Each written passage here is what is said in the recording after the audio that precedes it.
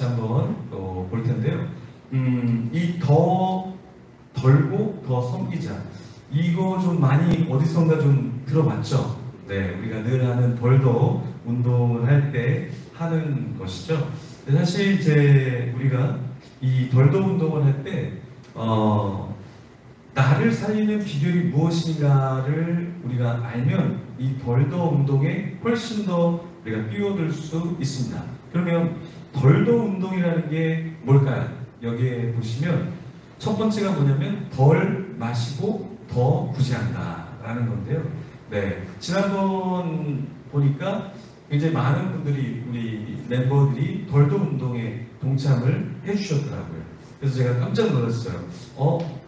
늘 이렇게 저만 하는 줄 알았는데, 이렇게 동참하는 분들이 있구나. 그래서 덜더 헌금을 해주신 분들도 있고, 덜더 운동에 동참해 주신 분도 있고, 그래서 우리 공동체도 이게 되겠구나 라는 생각이 들었어요. 근데 아직도 우리가 덜더가 뭔지 모르는 분들이 계시죠. 네, 우리 온라인으로도 함께 하시는 분들이 있는데, 덜더 운동이라는 거는 뭐냐면 우리가 매달 1일에 좀 덜 마시는 거예요. 덜 마시고 구제를 하는데 뛰어드는 거죠. 그래서 뭐 500원이 될 수 있고 1000원이 될 수 있고 2000원이 될 수도 있겠지만, 그것을 우리가 구제와 선교하는데 동참할 수 있다. 두 번째, 우리가 15일은 조금 비싼 거 먹을 수 있지만 10,000원짜리 먹을 걸 8,000원짜리 먹어도 좋고 5,000원짜리 먹어도 좋고, 네, 그래서 그걸 줄여서 혹은 한 끼 정도는 금식하고 그것을 헌금으로 선교에 동참하는 우리가 되기를 소원하는 거죠. 세 번째는 좀 덜 자고 더 기도하는 우리가 되기를 갈망하는 거고요. 덜 놀고 더 봉사하는, 그죠? 그래서 우리 공동체에서 여러분 의자라도 하나 좀 나눌 수 있으면 좋지 않을까. 그리고 덜 보고 더 읽는다. 여기서 덜 보는 건 미디어를 덜 보고 경건서적이나 성경 말씀을 조금 더 보는 우리가 되면 좋겠다라는 것이에요. 왜 그러냐면 우리가 그 성인병에 걸리는 그 요인을 보니까, 왜 우리가 성인병에 걸리는가라고 했을 때, 이 성인병은 너무 많이 먹어서 그런 거잖아요. 그렇죠? 운동하지 않고 너무 많이 먹으니까 병에 걸리는 거잖아요. 그래서 우리도 영적으로도 병에 걸릴 수 있다. 그러니까 어떤 병에 걸릴 수 있냐면, 나만을 생각해서 계속 나를 중심으로 나를 위한 어떤 걸 쌓고 즐기고 누리면 그것이 영적인 질병이 걸릴 수 있다라는 거예요. 그래서 다윗이 유혹을 받았고 넘어졌던 것은 모두가 다 전쟁하러 갈 때 늦지막히 오후까지 잠을 자다가 유혹을 받고 넘어졌죠. 특별히 우리가 이제 미디어도 우리가 조심을 해야 되는데, 보는 것도 절제를 해야 되죠.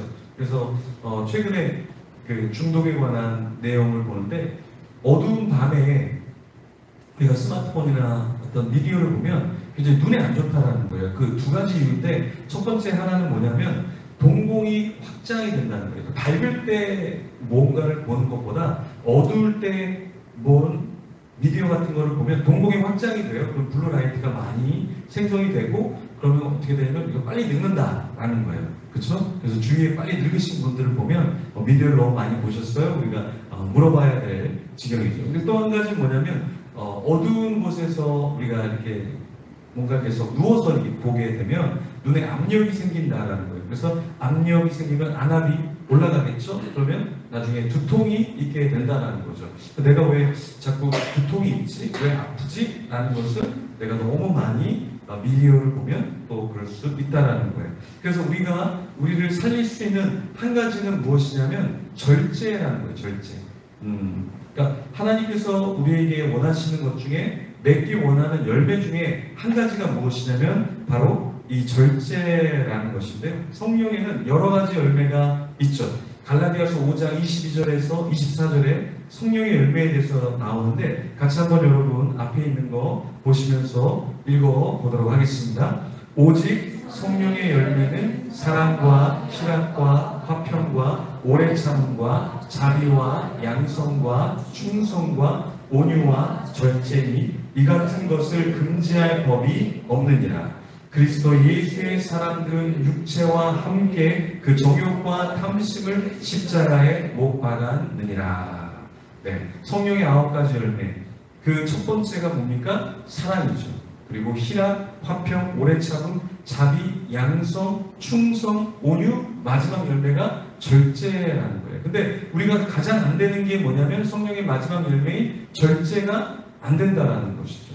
그렇죠? 네, 이것을 우리가 지켜야 되는데 어떤 사람이 그러면 이런 절제를 할 수 있는가, 성령의 열매를 맺을 수 있는가라고 했을 때 그리스도 예수의 사람들은 육체와 함께 그 정욕과 탐심을 십자가에 못 박았느니라. 그래서 우리의 탐욕과 욕심, 욕망 이것을 육체와 함께 십자가에 못 박아야 우리가 자유하게 되고 건강하게 된다라는 것이죠. 오늘 본문에 보면 이제 사람들이 어떤 모습을 보이고 있냐면 배에 탄 사람들이 위기를 이제 모면하려고 하는데 어떤 모습을 보이냐면 일단 양식도 버려야 되는 상황이 나타나게 된 거예요. 그래서 배부르게 먹고 그 뒤에 밀을 바다에 버려서 배를 가볍게 하려고 한 거예요. 그래서 이 사람들의 상황은 정말 살고자 버릴 수밖에 없는 상황에 치닫게 된 것이죠. 그렇죠? 그래서 우리도 나 자신이 살려고 하면 철저하게 우리 자신을 절제하고 내 거지만 내가 끝까지 붙잡고 있으면 내가 오히려 붙잡고 있는 것으로 죽을 수 있다라는 것을 이 본문에서 보여주는 겁니다. 그래서 이 역사적, 철학적으로 보면 이 공리주의자라는 사람들이 있어요. 벤담과 밀이라는 사람인데요. 벤담이라는 사람은 어떤 것을 얘기하냐면 최대 다수의 최대 행복이라는 얘기를 했어요. 그러니까 많은 사람들이 행복을 누릴 수 있다면 그것이 가장 행복한 것이다 라고 얘기를 했어요.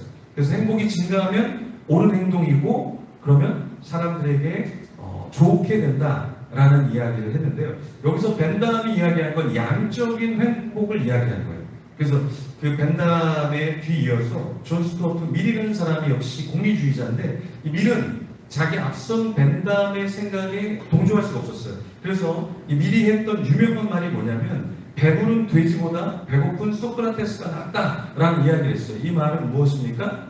그냥 양적으로 행복한 것이 있다고 해서 그것이 행복한 것이 아니라 질적으로 어떤 것이 더 행복한 것인가를 따지지 않으면 오히려 그것은 불행하게 된다라는 거예요. 예를 들어서 이런 거죠. 돈이 많으면 행복해. 그러면 공리주의자 벤담이 볼 때는 양이 많으니까 그것은 행복한 게 큰 거야 라고 생각할 수 있지만 이 존 스튜어트 미리 봤을 때는 많은 게 진짜 행복한 것일까? 질적으로 돈을 어떻게 사용하고 어떻게 나누어 주고 어떻게 더 잘 쓰는가, 그 질적인 것이 어떤 것인가가 행복을 결정한다라고 봤던 것이죠. 그렇죠? 그래서 우리에게 많은 것을 갖고 있고 누리는 것만이 행복한 것이 아니라 때로는 오늘 본문의 상황처럼 내가 어느 정도 취하고 버려야 내 자신이 살고 함께 있는 사람들이 살게 된다는 거예요. 그래서 오늘 본문의 사람들은 어떤 행동을 하냐면 자, 해안으로 된 항만에 될 수 있는지를 논의해요. 그래서 야 이거 배를 바다에서 육지로 될 수 있을까? 막 고민하다가 어떤 결론에 이르게 되냐면 야 안 되겠다. 닻을 끊어버려야 되겠다. 이런 결론을 맺게 된다는 거예요. 여러분 닻을 끊어버리면 어떻게 될까요? 배가 이제는 정처 없이 떠다니게 되겠죠. 근데 지금 상황에서는 우리가 가장 붙들어야 될 것, 가장 우리가 안정되게 생각해야 될 그것을 더 이상 붙잡으면 안 된다라고 생각하고 가장 배에 있어서 없어서 안 되는 그 닻을 끊어내 버린 거예요.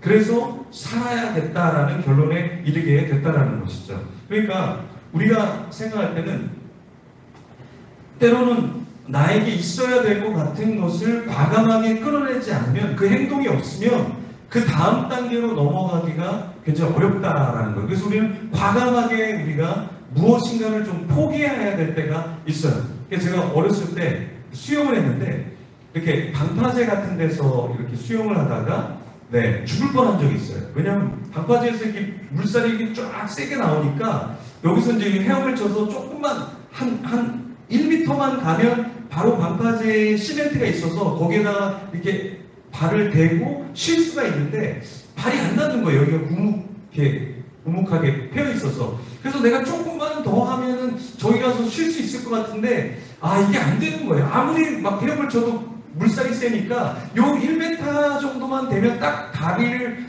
안착시켜서 쉴 수가 있는데 안 되는 거예요. 그때 사람이 죽겠구나라는 생각을 딱 들고 포기했거든요. 포기하니까 물살이 세니까 어떻게 될까요? 이렇게 떠밀려 내려가겠죠. 떠밀려 내려가서 얕은 지대에 몸이 가게 된 거예요. 그래서 한참 쉬면서 저거 1m면 될 것 같은데 안 되네. 근데 물살이 세니까 오히려 이제 낮은 곳으로 와서 살았던 적이 생각이 나요. 그리고 과감한 행동을 우리가 왜 해야 되냐면 내 생각으로는 이렇게 편하게 가면 참 좋을 것 같은데 조기만 가면 될 것 같은데 때로는 내가 과감하게 내려놔야 오히려 살 길이 열리는 경우가 있다. 그래서 우리는 때로는 과감하게 내가 원하는 것을 포기해야 될 수도 있다라는 것이죠. 그래서 참 안정적인 것을 포기한다는 것은 그렇게 쉬운 것은 아니에요. 그러니까 때로는 과감하게 말하고 과감하게 행동해야지 그 다음에 성숙이라는 것이 있을 수 있겠구나. 그렇죠? 그래서 이 배에 있는 사람들도 사실 과감하게 먹을 것도 던져버렸고 닷도 끊어버렸던 거죠. 근데 더 과감한, 안 좋은 쪽으로 과감한 사람들이 등장을 했습니다. 본문에 보면 군인들이 누구를 죽여야 되겠다, 누구를 없애야 되겠다, 누구를 제거해야겠다고 생각하냐면 죄수들을 죽이려고 하는 거예요. 자, 살아야 되겠다. 그래서 배에 탄 사람들은 뭐 닷을 끊고 먹을 거를 버렸는데 이 군인들은 내가 살려면 이 죄수들이 혹여나 도망가면 나의 목이 날아갈 수도 있으니까 그래서 어떻게 했냐면 저 죄수들을 다 없애버려야겠다. 그러니까 죄수들도 죽여야 되겠다라는 생각까지 하게 됐던 것이에요. 인간은 어떤 존재인가? 이 한나 아렌트가 인간에 대한 생각을 하게 되는데요. 그게 뭐냐면 독일의 나치의 친위대 장교인 아돌프 아이만이라는 사람을 이 아렌트가 살펴보기 시작했는데 인터뷰를 하는데 이 아이히만이 굉장히 평범한 사람인 거예요. 자기가 생각할 때는 독일에서 나치의 정권 앞에서 수많은 유대인들을 학살했던 진도주의를 했던 이 장교, 이 사람은 아마 악마였을 거다라고 생각을 했는데 생각보다 굉장히 순한 거예요. 그래서 이 여자가 충격을 받습니다. 그러면서 어떤 것을 발견하냐면 누구나 상황에 따라 그런 살인마가 될 수 있다라는 결론에 도착하게 돼요. 무슨 말이냐면 아이만한테 너 왜 죽였어? 라고 얘기하니까 나는 상부에서 지시한 사항을 그냥 내가 했을 뿐이다 라고 하면서 거기에 대해서 크게 어려워하지 않고 지시에 의해서 그렇게 했다라고 하는데 이 사람이 정말 살인마가 아닌 것처럼 느껴졌다라는 거예요. 여러분, 어린 왕자라는 책에 보면 어린 왕자가 하나의 달에 가는데 이렇게 가로등이 켜져 있는 거예요. 그리고 가로등이 꺼지는 거예요. 그래서 그 어린 왕자가 그 가로등을 지키는 사람한테 물어봅니다. 너는 왜 이걸 하니? 그러니까 나는 가로등을 꺼야 될 때 끄라고 할 때 끄고 키라고 할 때 키는 거야 라는 얘기를 해요. 한나 아렌트가 아이만을 상대로 이야기했을 때 그 사람은 가로등 지기와 별반 다를 바가 없었다는 거예요. 위에서 죽여 그러면 죽였던 것이고 살려 그러면 살렸던 그냥 군인이었던 것이죠. 그래서 이 연구를 하면서 인간에 대한 새로운 이해를 우리가 하게 되었는데요. 오늘 본문에 군인은 역시 어떤 사람이냐면 우리의 모습을 보여주는 거죠.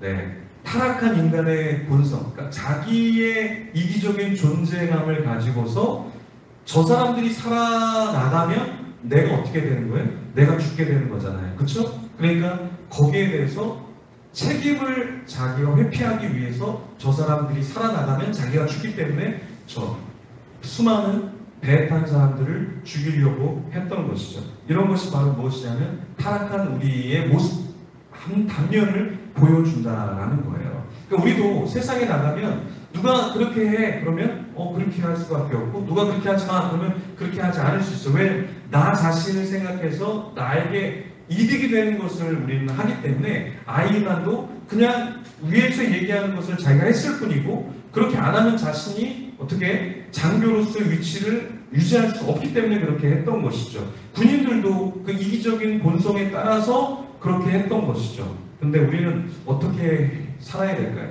그러니까 위에서 얘기하는 대로 아이만처럼 그렇게 해야 될까? 그럼 우리는 어떤 인생을 살아야 될까라고 할 때 우리는 세상 사람들이 사는 법칙과는 조금은 달라야 한다라는 것이죠. 김해에서 이제 위로부 집회가 열립니다. 근데 이 위로부 집회가 열리는데 위로부가 이 김해 다음 세대를 위해서 무료로 이것을 진행해 주겠다고 했어요. 그래서 무료라고 해서 이걸 해야 되겠다 해서 몇 교회가 모였냐면 작은 교회, 큰 교회가 아니라 작은 교회 5교회가 이 일을 시작을 했어요. 근데 알고 보니까 이게 무료긴 무료인데 무대를 세우는 거는 해야 되잖아요. 근데 무대를 세우는데 비용이 얼마냐면 얼마일 것 같아요? 무대 세우는데 조명 무대 세우는데 얼마일 것 같아요? 맞추시는 분은 나갈 때 그 비용을 드려야 되겠네. 네? 오늘 이 2천만 원이 든대. 2천만 원. 한 번 예배를 드리는데 2천만 원이 든대요. 그러니까 이 작은 교회가 그렇게 많은 돈이 든다고 생각을 했을까요? 그렇죠? 아마 저는 한 2만 원 든다고 생각했을 것 같아요. 2만 원. 그죠? 조명 이런 거 갖다가 놓고 하면 되잖아요. 근데 와 이게 조명과 무대 세팅하는데 기본 2천만 원이 되는 거예요. 그럼 여러분 무대랑 조명만 있으면 될까요? 그 팀들이 오면 숙박이라든가 식사라든가 또 뭐 브로셔를 만들어낸다든가 하는데 경비가 들지 않을까요? 그러니까 최소 경비가 한 3천만 원 정도가 드는 거예요. 근데 이 작은 교회 5교회가 자기들을 생각하면 이건 안 해도 되는데 이 김해, 부산 이런 지역을 생각해서는 이거를 하면 좋겠다 해서 작은 교회 5교회가 이 수천만 원이 드는 비용을 감당하면서 지금 섬기고 있습니다. 그래서 우리가 아이만처럼 이 군인들처럼 누군가를 이렇게 죽이는 자리, 나 자신을 생각해서 움직이는 자가 아니라 우리는 벌도 운동을 우리가 하는 것도 나를 위해서 하는 게 아니잖아요. 그렇죠? 누굴 위해서 하는 겁니까? 하나님의 백성들, 하나님의 나라를 위해서 우리가 하는 거잖아요. 그러면 우리가 이제 여기서도 그렇지만 신촌에 넘어가서 우리 풍능교회가 해야 할 일이 무엇일까? 이것을 좀 고민해야 되지 않을까요? 네, 생각지 않은 연락을 사실 받았어요. 진짜 생각지 않았던 연락인데 한 분이 그 페이스북에 어떠한 그 교회 예배처소를 사용하면 좋겠다 이렇게 글이 올라왔다고 해서 그걸 사진을 저한테 이렇게 보내준 거예요. 근데 딱 봐도 너무 이쁘고 깨끗한 거예요. 알고 봤더니 여기에 이제 사용했던 전도사님이 되게 젊은 전도사님인데 2년 전에 3개월 동안 공사를 해놓은 거예요. 그래서 완전 비어있는 술집이었다가 술집이 망해서 2년 동안 비어있던 곳인데 가보니까 와 너무 지저분해갖고 3개월 동안 쓸고 닦고 부수고 벽도 부수고 막 공사를 엄청나게 해놨더라고요. 그래서 문도 그냥 문이 아니라 이 밀폐되게 방음이 되도록 딱 잠그면 락을 하면 공기 하나 들어갔다 나오지 않도록 다 처리를 해놓고 화장실도 이쪽에 있으니까 냄새가 난다 그래서 다른 곳에다가 깔끔하게 새롭게 화장실을 그냥 만들어 놨더라고요. 그래서 콘센트도 전기공사도 다 해놓고 에어컨도 다 설쳐놓고 저라면 절대 안 했을 그 환풍 시설까지 다 해놨더라고요. 공기가 안으로 밖으로 나갈 수 있도록 환풍 시설까지 다 해놨고 배수 공사 물이 흐르고 나오는 것까지 배수 공사를 또 다 해놨어요. 그리고 온수 뜨거운 물이 안 나왔는데 뜨거운 물에 온수 시설까지 다 해놓은 거예요. 그래서 근데 이분이 30대 초반에 그거를 그렇게 3개월 동안 다 해놨더라고요. 근데 이 공간을 우리가 이제 쓰게 되는데 우리에게 왜 하나님께서 이런 공간을 우리에게 주셨을까? 우리가 이것을 좀 고민해야 된다는 것이죠. 네. 그러니까 우리가 우리 인생에서 누군가 나에게 도움을 줄 때가 있다면 그러면 그 도움을 받은 우리는 또 누구에게 어떤 것을 섬길까를 고민하지 않으면 안 된다라는 것이에요. 그렇죠? 그래서 우리가 신촌에 넘어가서는 정말 우리끼리만 예배하는 것이 아니라 거기서 복음도 전하고 거기에 우리가 이 장소를 우리만 쓰는 것이 아니라 누군가 쓰기를 원한다면 장소를 렌트를 해줄 수도 있고 또 우리가 할 수 있는 사역들을 하나둘씩 펼쳐가야 하지 않을까. 네, 거기에 또 그 유아실, 잠옷실이 있어요. 잠옷실이 있어서 이렇게 또 따뜻하게 판넬을 또 깔아놨더라고요. 그래서 여러분 중에 집이 없는 분은 와서 거기서 이렇게 하루 이틀 주무셔도 돼요. 네네. 그래서 너무 잘해놨는데 이건 누군가를 섬기라고 하는 것이죠. 그럼 보면 사도행전 27장 44절에 보면 여기 보면 그 남은 사람들은 널조각 혹은 배 물건에 의지하여 나가게 하니 마침내 사람들이 다 상륙하여 구조되니라. 사람들이 구조를 받게 되는데 뭘 통해서 구조를 받았다고 하고 있나요? 여기 보니까 널조각 그리고 배 물건. 자, 이 배 물건은 사람들이 살고자 버린 거잖아요. 나한테 사실 소중한 건데 버린 거잖아요. 근데 나에게 소중한 건데 누군가를 생각해서 버린 것도 아니고 내가 살고자 사실은 버린 거잖아요. 근데 그게 어떻게 쓰임을 받냐면 그 물건에 의지하여서 사람들이 상륙하게 된다는 거예요. 그러니까 덜도 운동을 할 때 우리는 분명히 내가 먹어야 될 양이 있잖아요. 그죠? 햄버거 하나 반을 먹어야 되잖아요. 솔직하게. 그죠? 하나는 좀 작잖아요. 하나 반은 먹어야 되는데 내가 요번에는 반만 먹고 하나는 내가 덜더 하겠다. 그러면 누군가는 그 하나의 햄버거를 의지하여서 상륙하게 되는 거죠. 살게 된다라는 거죠. 사실은 배에 있는 것을 던졌을 때 다 필요한 물건이지만 그것을 던졌더니 이 나중에 도망가고 육지로 가는 사람들에게 큰 도움이 되었다는 거예요. 자, 전도서 11장 1, 2절 같이 한번 읽어볼게요. 너는 내 떡을 물 위에 던져라. 여러 날 후에 도로 찾으리라.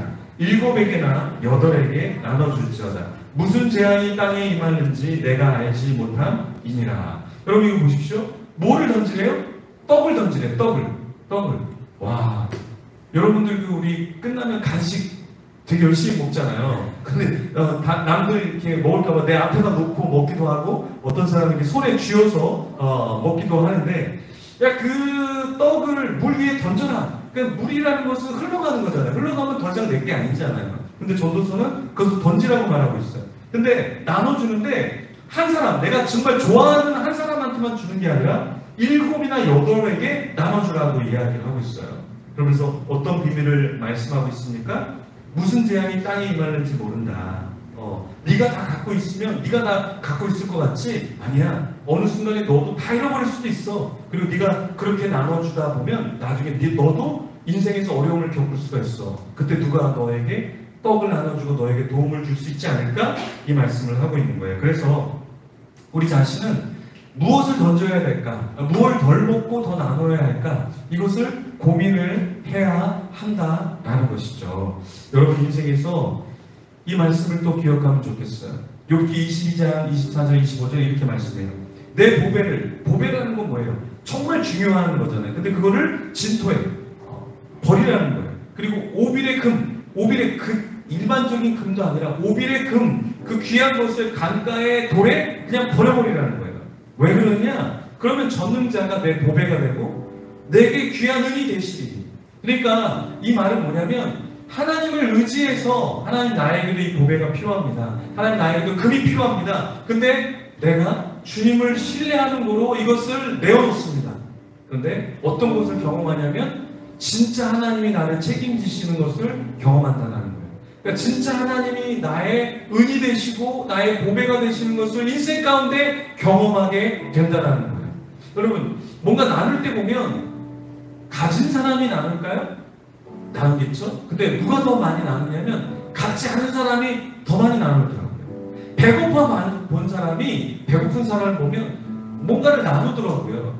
아팠던 사람이 아픈 사람을 보면 같은 아픔을 느끼면서 아파하더라고요.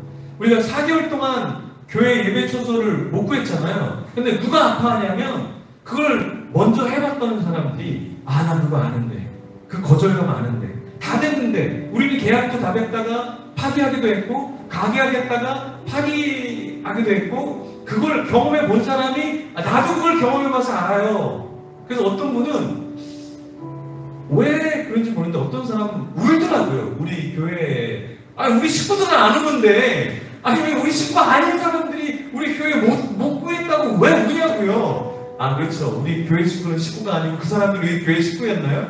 아니, 너무 희한한 거예요. 아니, 우리 교회 있는데 왜 본인이 울어?